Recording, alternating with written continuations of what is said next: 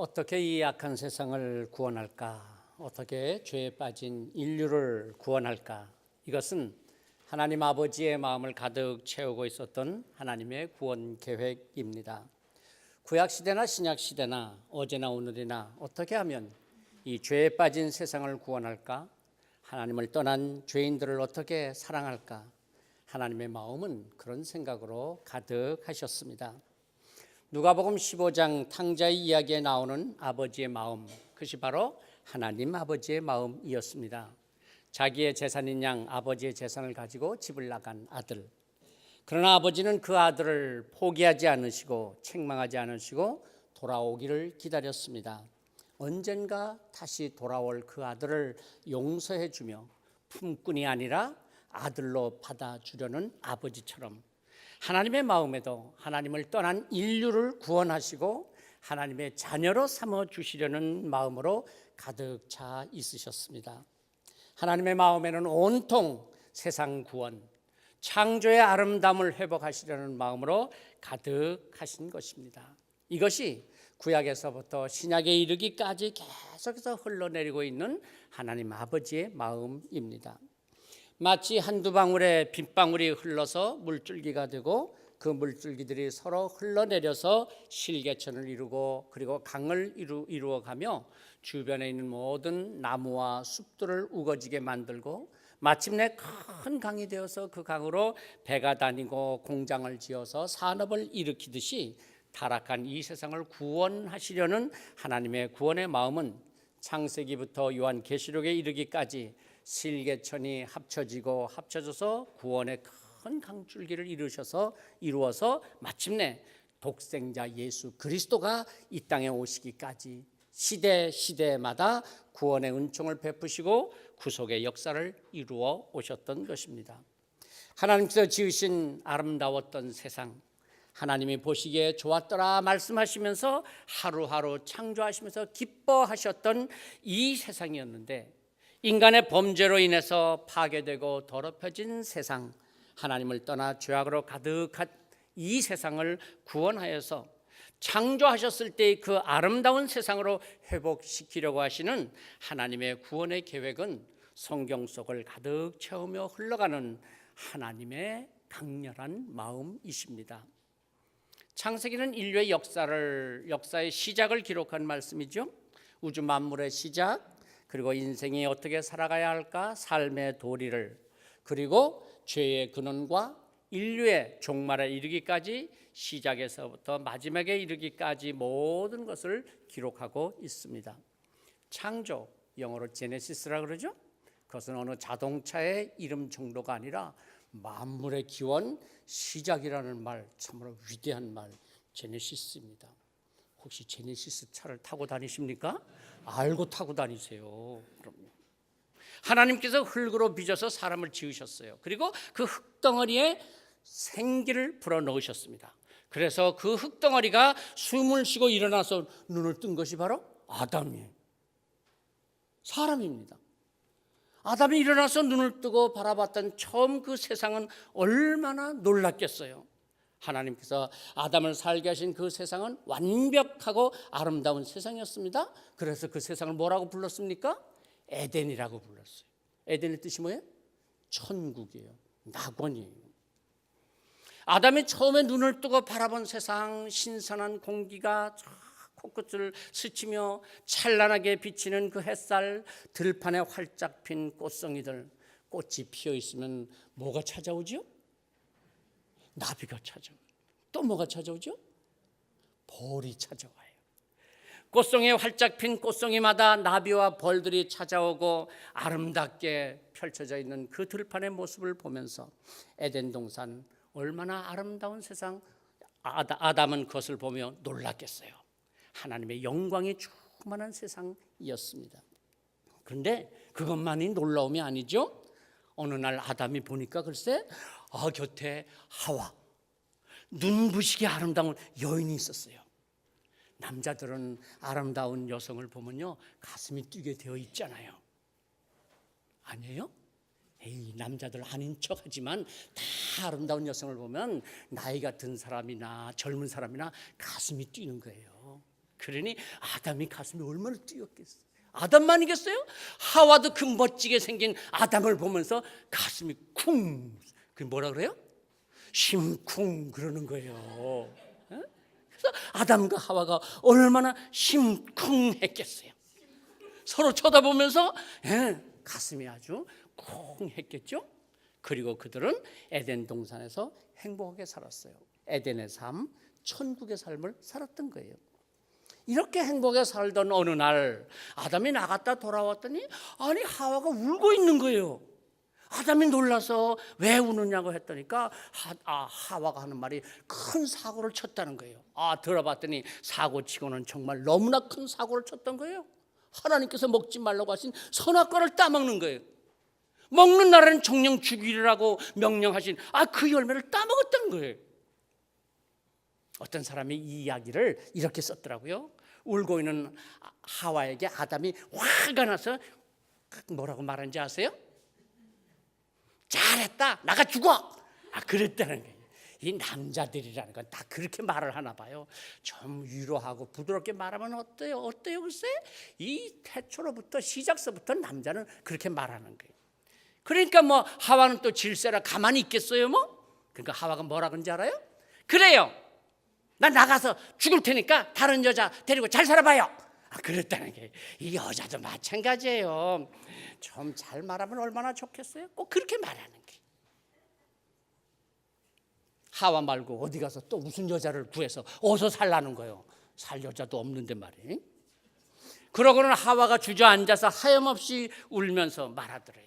나는 이제 하나님의 명령을 어겼으니 하나님의 말씀대로 죽을 거라고 하면서 눈물을 철철 흘리고 앉아있는 모습을 보니 아담이 큰 소리 쳤던 게 또 마음이 아픈 거예요. 남자는 여자가 울면 끝이잖아요, 그죠? 그 다음에 뭐 더 할 말도 없어. 그러니까 아담이 하와한테 그러더래요. 그래, 아까 먹다 남은 거 어딨어? 갖고 와, 나도 먹고 확 죽을 거야. 그래서는 같이 선악과를 갖다 따서 먹고 그랬대요. 그래서 이제는 죽었다 그랬는데 죽었어요, 안 죽었어요? 안 죽는 거예요.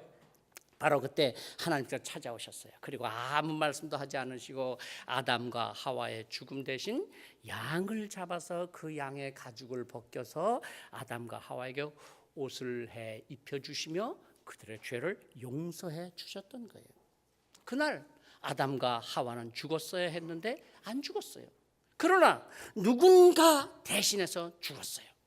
자기들의 죄와는 전혀 상관없는 어린 양이 아담과 하와 대신 죽었어요. 그리고 그들은 살았어요. 여기서 바로 대속의 죽음이라고 하는 신앙이 나오는 겁니다.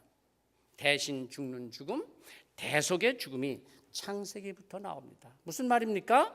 예수 그리스도의 십자가의 죽음이 창세기에서부터 벌써 예표되어 있었던 것이죠. 아담과 하와는 그날 죽었어야 함에도 불구하고 대신 아무 죄가 없는 어린 양이 그들 대신 죽었어요.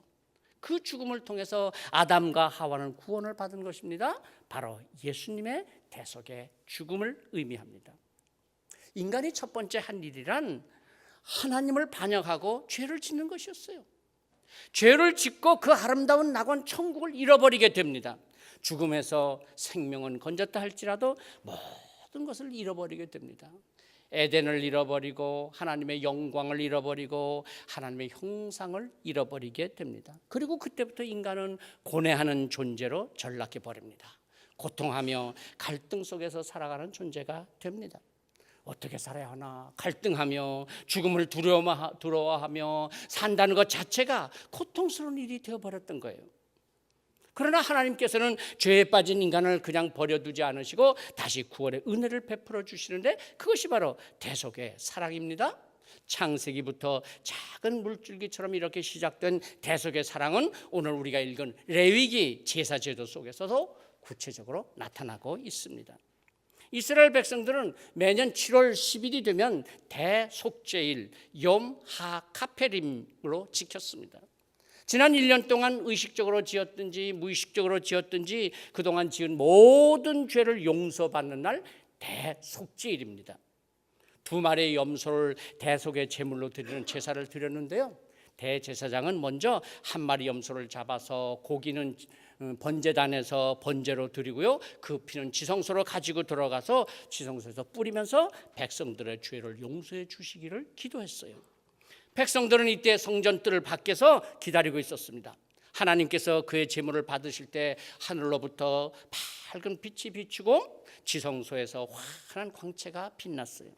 그러면 백성들은 하나님께서 자기들의 죄를 사해 주신 증거로 받아들이고 나가서 대속죄일 축제를 했습니다.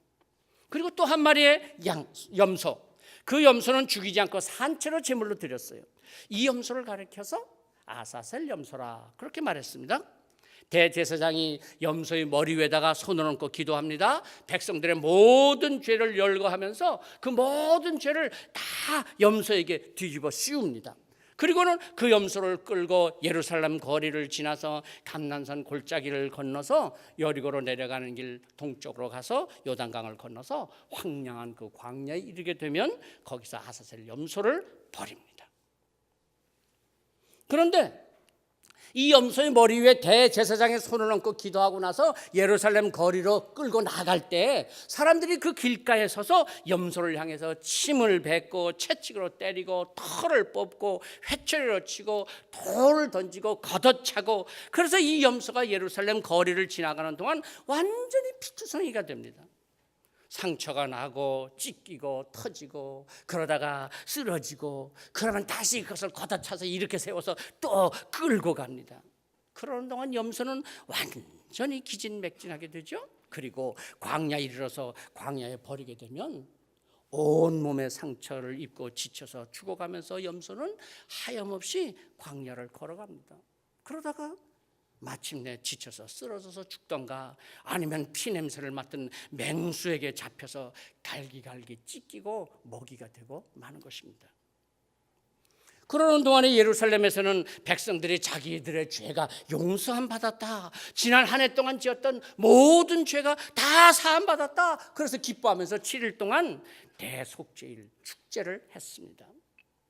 오늘 우리가 읽은 레위기의 말씀이 바로 이 대속죄일의 아사셀 염소 이야기 중에 한 부분 이야기죠.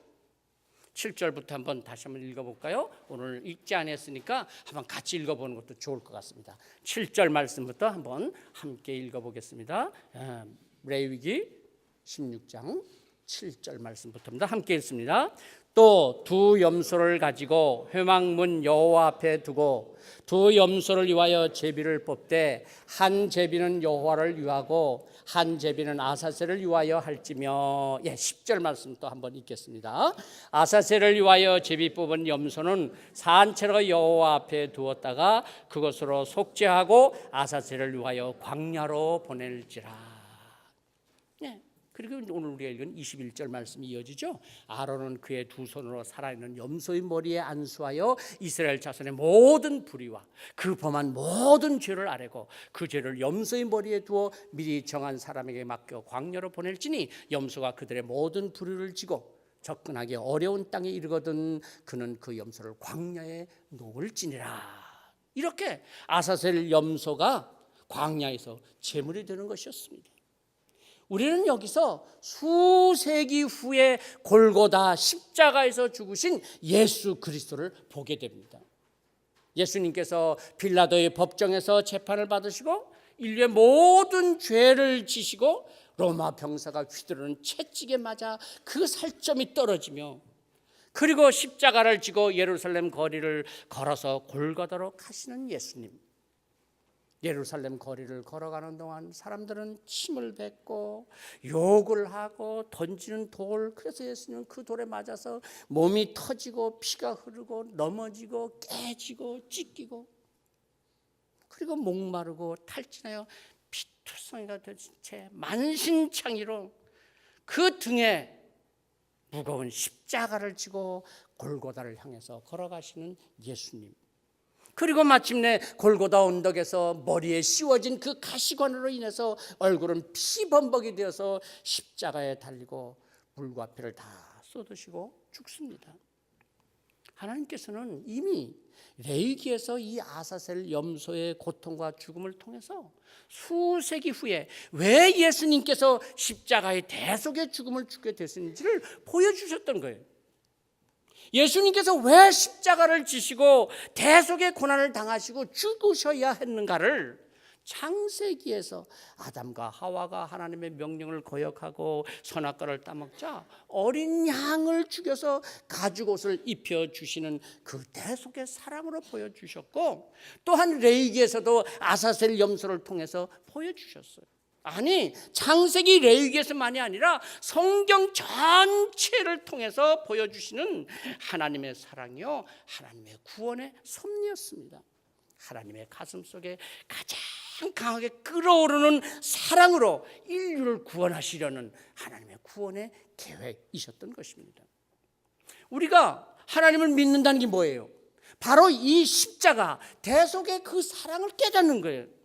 우리가 사순절을 지나면서 이런 하나님의 애절한 사랑, 세상을 구원하시기 위해서 스스로 아사셀 염소가 되셔서 찢기고 터지고 피 흘리며 십자가에서 죽으셔야 했던 예수 그리스도의 모습을 우리 마음에 새기지 못한다면 무슨 사순절의 의미가 있겠습니까?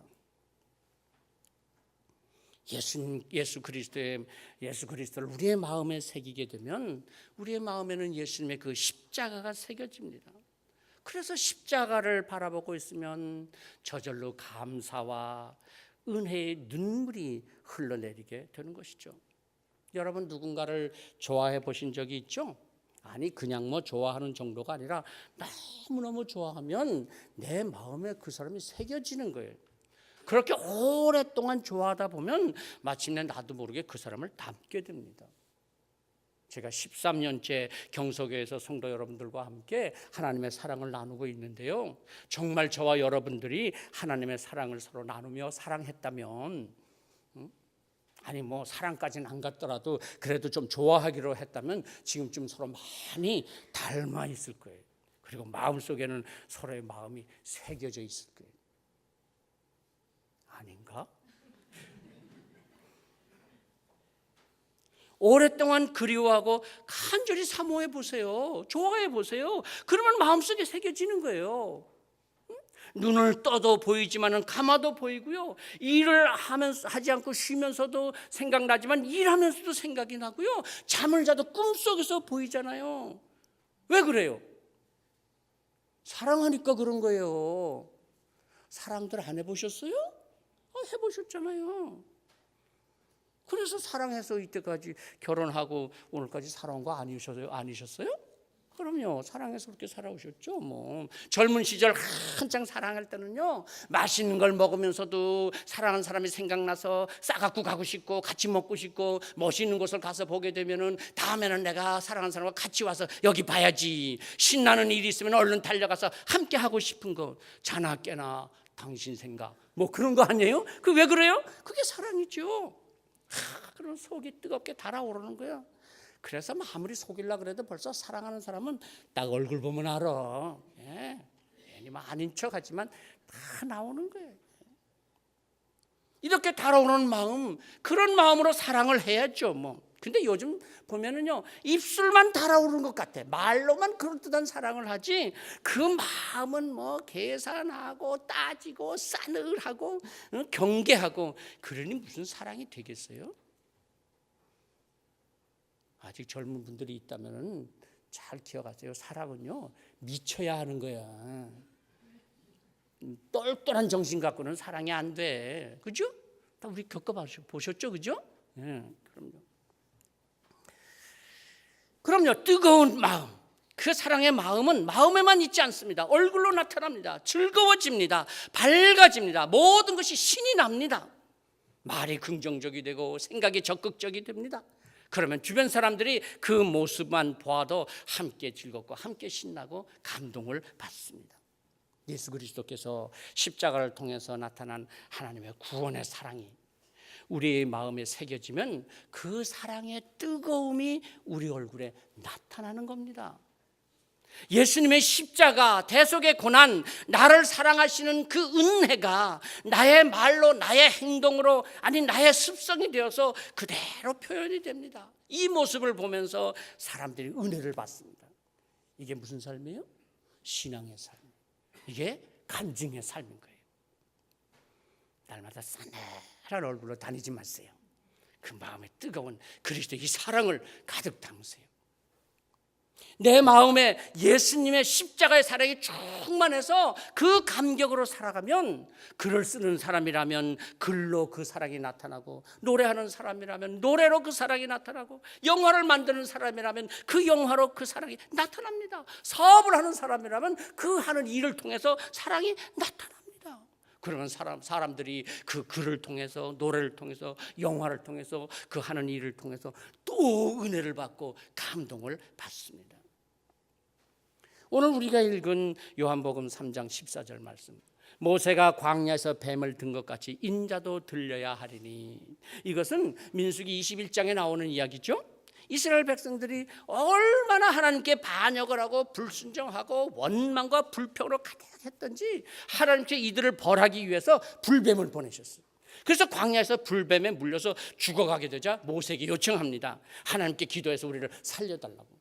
모세의 기도를 들으신 하나님께서 놋으로 불뱀을 만들어서 저 장대 높이 매달고 그것을 쳐다보면 살리라, 그렇게 말씀하셨어요. 그래서 불뱀에 물린 자들이 그 놋뱀을 쳐다보았던 건 정말 모두 살아났습니다. 쳐다보면 살리라. 복잡하지 않습니다. 어렵지 않습니다. 간단합니다. 쉽습니다. 쳐다보면 살리라. 근데 참 이상하죠? 안 쳐다봐. 왜 안 쳐다봐요? 너무 쉬워서. 쳐다보면 살리라. 이해가 되지를 않는 거예요. 그것만 보고해서 낫는다면은 세상에 아플 사람이 어디 있어? 그러면서 절대로 안 쳐다보는 거예요. 아마 모르기는 해도 차라리 힘들어서 어디 가서 어렵게 무슨 약초를 구해다가 바르면 나으리라, 뱀을 잡아서 그 껍데기를 뺏겨서 붙이면 나으리라, 그랬으면 했을는지 몰라. 쳐다보면 살리라. 안 쳐다봐요. 안 쳐다봐요.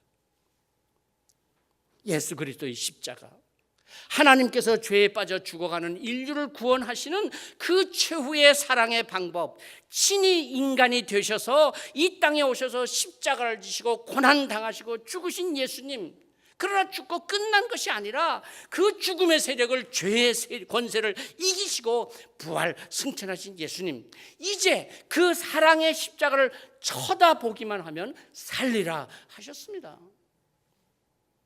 그래서 요한복음 3장 16절, 우리가 너무나도 잘 아는 말씀, 하나님이 세상을 이처럼 사랑하사 독생자를 주셨으니 이는 그를 믿는 자마다 멸망하지 않고 영생을 얻게 하려 하심이라. 근데 이게 너무나 쉬운 거예요. 그러니까 사람들은 뭔가 좀 노력을 해야 할 것 같아. 좀 더 먼저 힘을 들여서 해야 효과가 날 것 같은데, 마치 그 광야의 그 이스라엘 백성들과 똑같은 거 아닙니까? 그런데 사실은요, 쉬운 게 아니에요.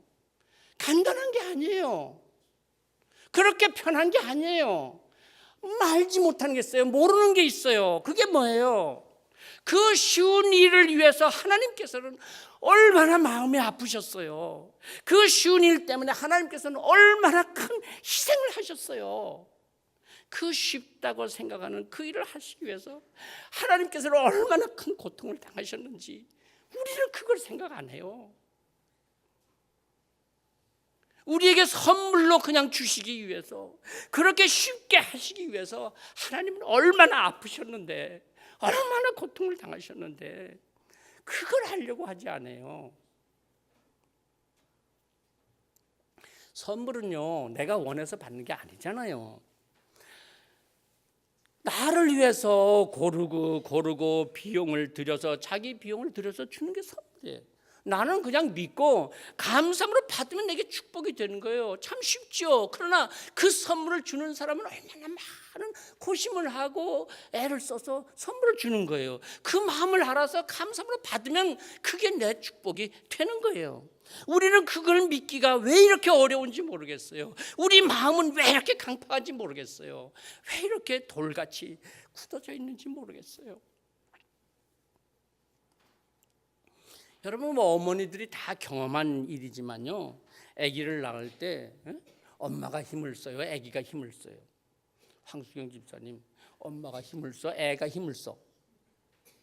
일부 예배 때는 그렇게 물었더니까 둘 다 힘을 쓴대.